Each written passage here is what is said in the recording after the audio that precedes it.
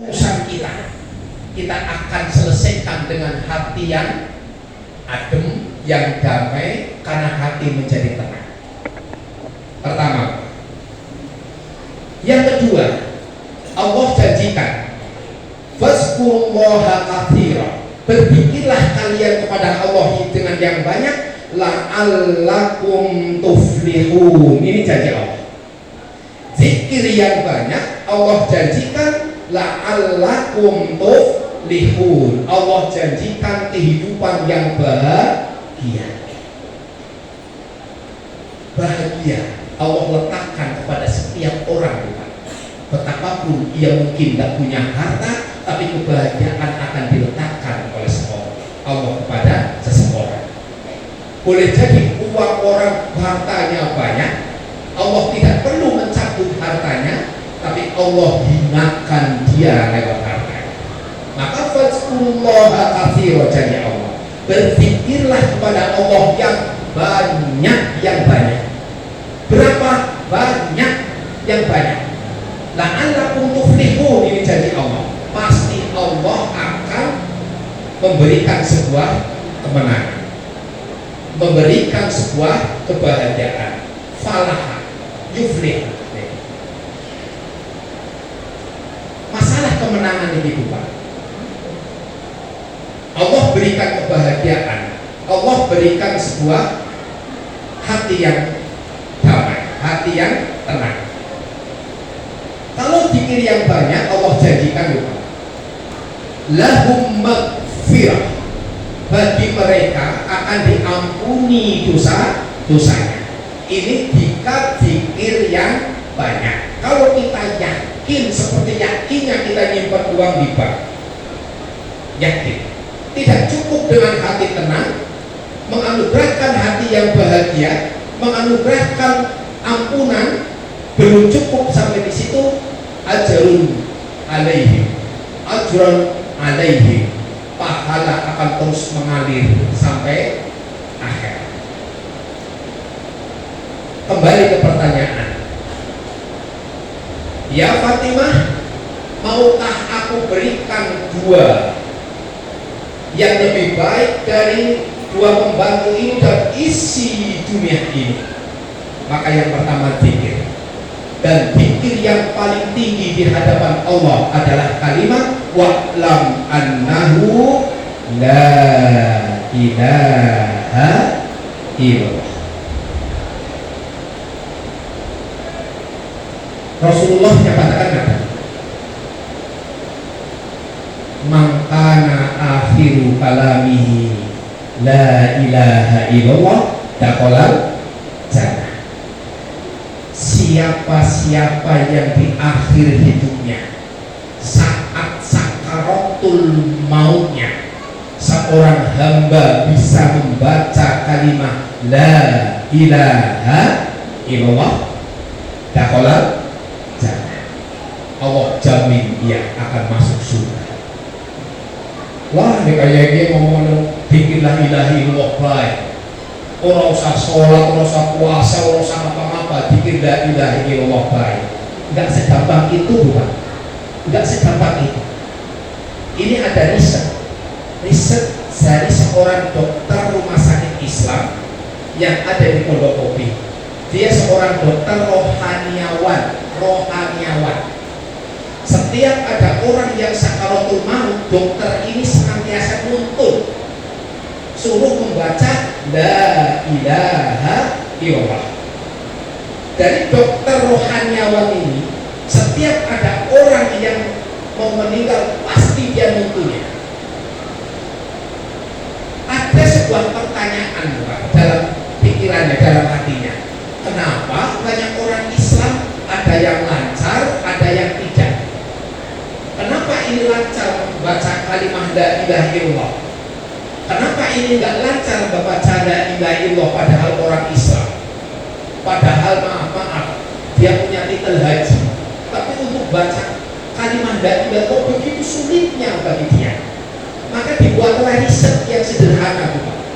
Dikumpulkan dalam beberapa bulan siapa-siapa yang meninggal tidak, siapa yang lancar dan siapa yang tidak.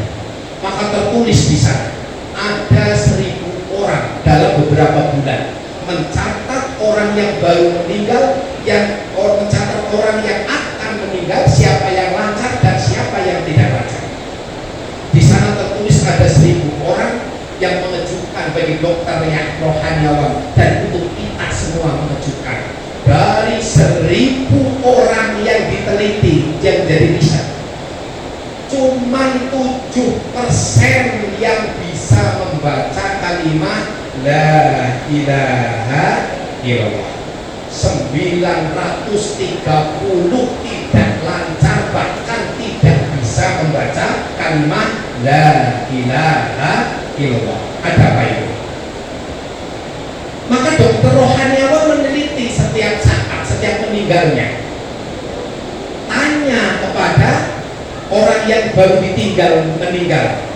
Misal yang ditinggal suaminya, ibu, tadi suaminya baru meninggal, itu suruh membaca kalimat La ilaha illallah, begitu sulitnya. Apa sih kesehariannya? Maka dia tulis oleh dokter rohaniawan, ditulis, kenapa ini susah untuk membaca La ilaha illallah, ditulis. Kenapa ini lancar membaca kalimat La ilaha illallah, dia ditulis. Ada 5 catatan, ada 5 catatan kenapa ia tidak lancar membaca kalimat La ilaha illallah, dan ada 5 catatan kenapa ia lancar membaca kalimat La ilaha illallah. Ini urusannya dengan pikir, urusannya dengan pikir. Padahal pikir kalimat La ilaha illallah paling mudah diucapkan daripada membaca Alhamdulillahirabbil alamin.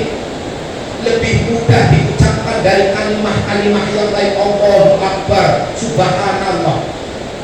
Lafal kalimat La ilaha illallah, tidak, mulutnya tidak tidak unik-unik pun kita bisa membaca kalimat La ilaha illallah. Coba aja La ilaha illallah, orang unik-unik loh, karena sakaratul maut begitu mencengkamnya pada saat itu.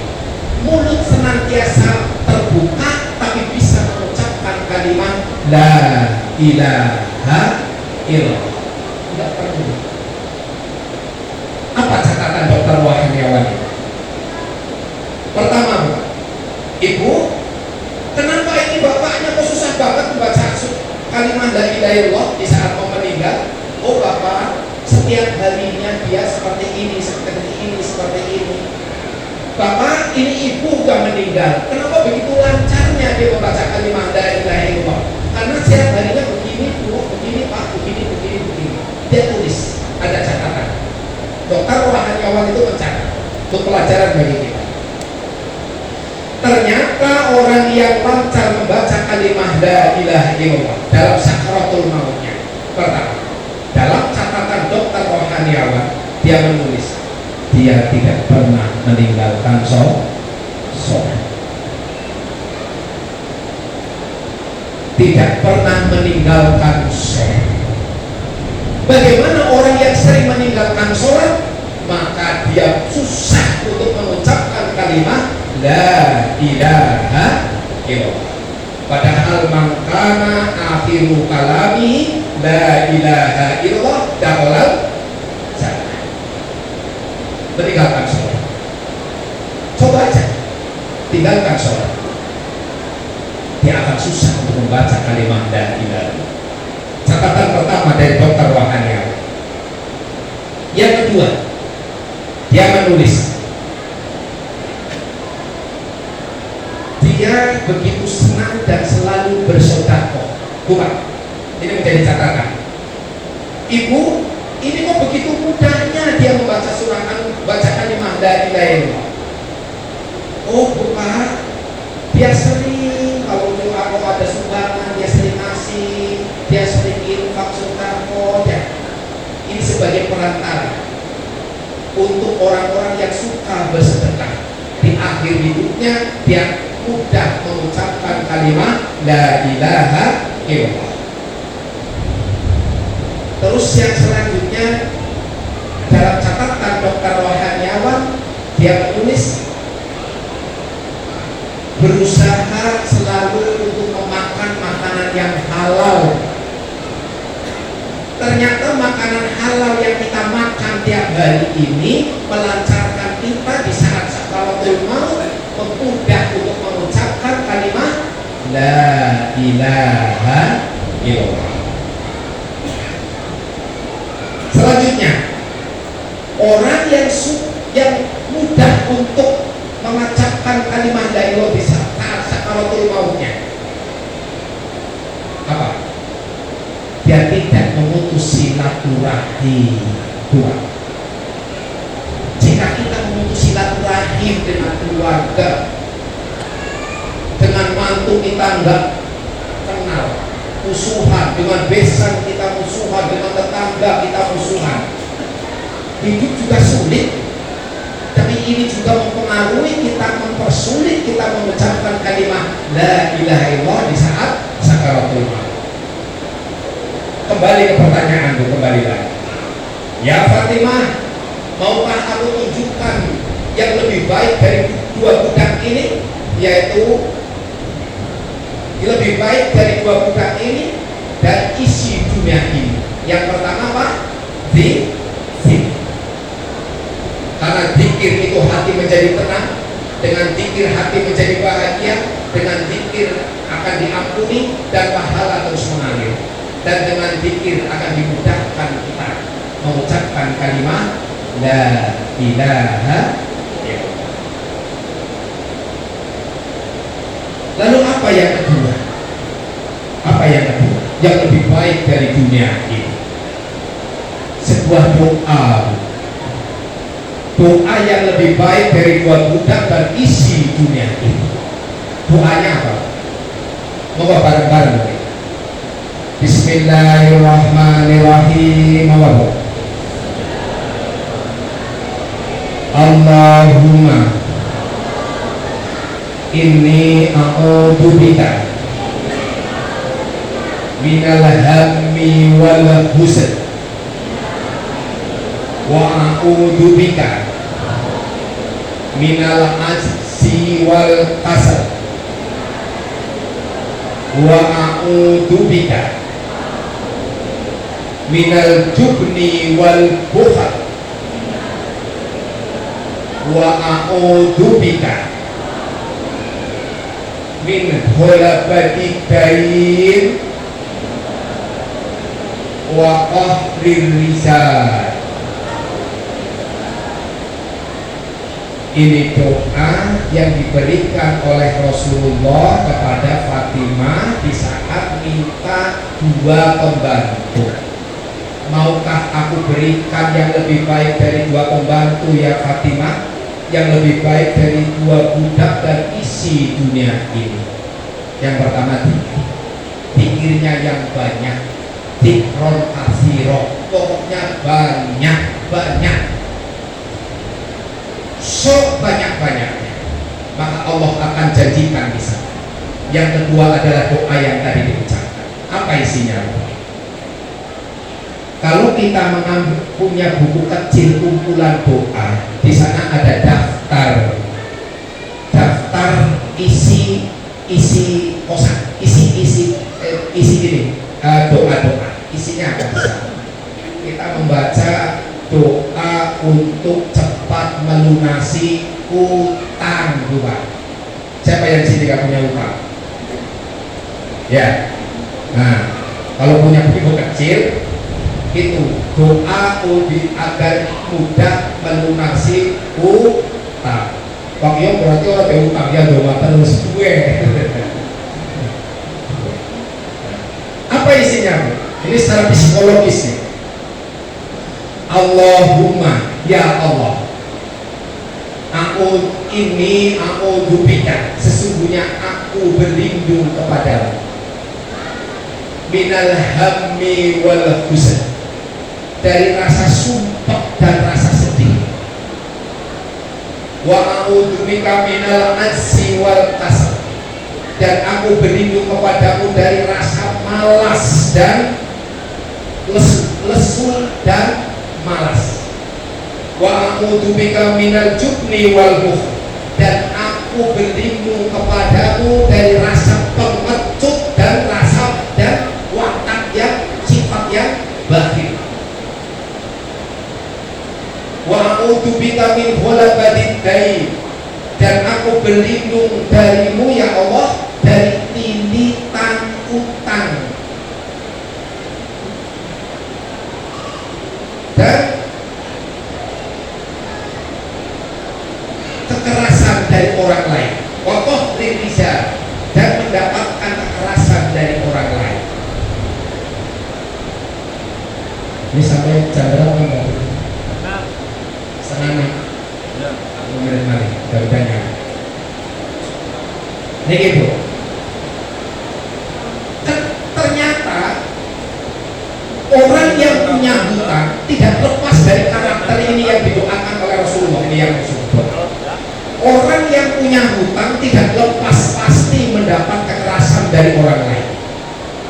Secara mental juga pasti punya kekerasan dari orang lain. Ada telepon baik bis rasanya kepriwejan. Ada telepon yang enggak ada nomornya, sudah langsung enggak mau angkat. Ini tekanan mental, mendapat kekerasan dari orang lain. Orang yang punya hutang, orang yang punya DP hutang itu ngomongnya, Pak. Coba kalau yang punya pinjol, siapa yang punya pinjol ini, pinjaman online? Itu kalau sudah 3 bulan, 4 bulan ngomongnya minta ampun, jele tapi aku orang-orang utang. Nah, inilah mendapat kekerasan orang lain.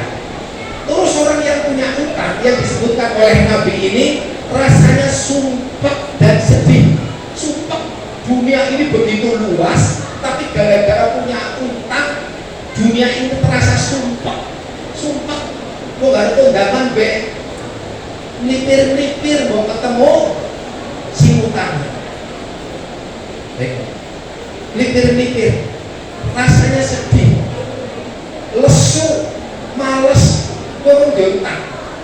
Duwe apa-apa motor nyilih, lunga. Bahkan wong suwe duit kae, lu langsung ditagih. Lalu motor nyilih, darani duwe motor anyar.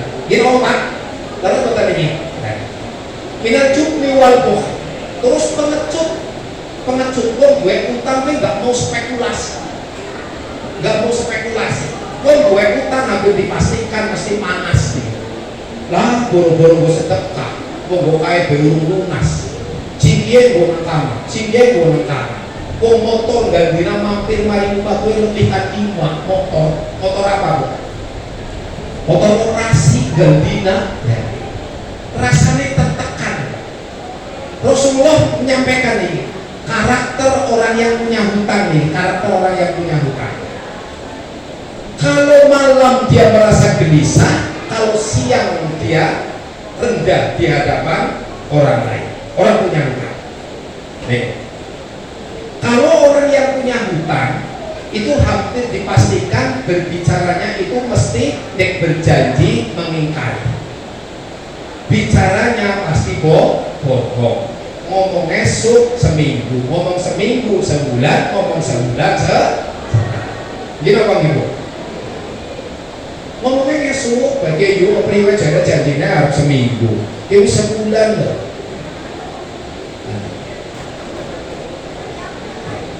Nah, sing lebih niki manipu kan? Ngomong gue utang niku orang bersurga sih gantung selama belum ada orang yang menjamin utangnya di dunia. Maksil mu'min mu'allaqahu bidainihi hatta yukdo'an.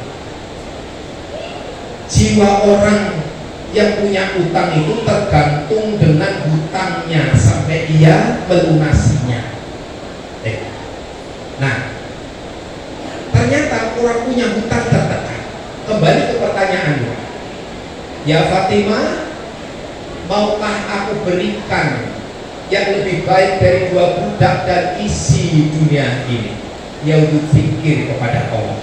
Dengan zikir kepada Allah, zikir yang banyak kepada Allah Subhanahu wa taala, maka Allah di sana akan limpahkan kepada kita ala bi dzikrillah tatmainnul hulu, hati menjadi tenang. Yang kedua, fadhkurullaha katsira la'allakum tuflihun. Zikir yang banyak, pasti aku anugerahkan, limpahkan kepadamu suatu kebahagiaan dan kesuksesan. Zikir yang banyak, lahum magfiratun, bagi mereka ampunan. Zikir yang banyak, ajron azima, pahala akan terus mengalir. Zikir yang banyak. Dan jika kita mampu untuk melewati zikir la ilaha illallah, Allah janjikan dakhalal jannah. Itu zikir. Dan utang, Tuhan, kita bebas dari utang. Maka apalah yang kita cari? Betapapun kita makan pakai nasi putih cuman sambal, nggak punya utang, zikirnya banyak, hatinya tenang, maka disitulah kita raih sebuah kebahagiaan. Maring di pena, ketemunya pena, ngendong-ngendongnya pena, karena olah duwe nah, gitu Pak Ibu. Setengah 6, mudah-mudahan bermanfaat. Kurangannya dan kelebihan semua masalahnya. Akhir kali kita berdaya. Assalamualaikum warahmatullahi wabarakatuh.